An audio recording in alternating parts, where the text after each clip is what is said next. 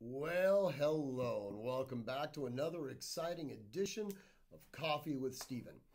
So this week's blog, it's a little bit different than what I normally write. It's a little bit more social commentary, and as you can see, I'm wearing the most masculine thing that I have, my cowboy outfit, because right now I am embracing my fundamental masculinity. And let me explain why I'm doing this.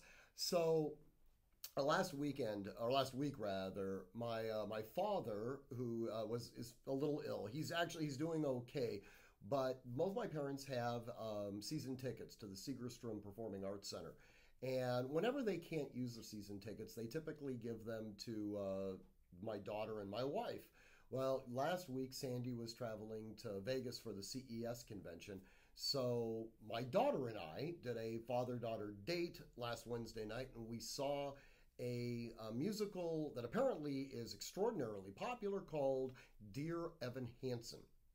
I had no idea what this was about, but you know what the hell, it was free tickets. It was interesting because the main character is a modern day high school boy. And what I found shocking in the play was his utter lack of testosterone. And it wasn't just him, it was actually all the male characters in the play. In fact, the one male character in the play that really displayed any level of masculinity at all was the bully, who ends up actually killing himself at the beginning of the first act. Anyways, during the intermission, I turned to Cheney and I said, is this how boys are in high school? If those of you who don't know, my daughter is a senior at the Orange County School of Performing Arts. And she looked at me and she said, Dad, I go to a school where most of the kids are actors. This is exactly how they are. And I said, well, okay, fair enough. I understand your school may be a little unique, but just in general. And she said, yeah, in general, this is pretty much how modern day boys are. And I thought, you know, we had kids this age, effectively, going to war and saving the United States. The utter lack of masculinity, and I don't want to say the femininity, because it really wasn't that they were feminized, it was that they just lacked any form of masculinity at all.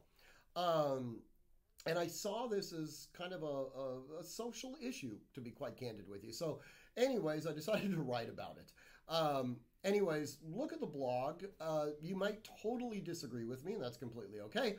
But if you'd like to comment, as always, you can do so at stephen@artemishq.com.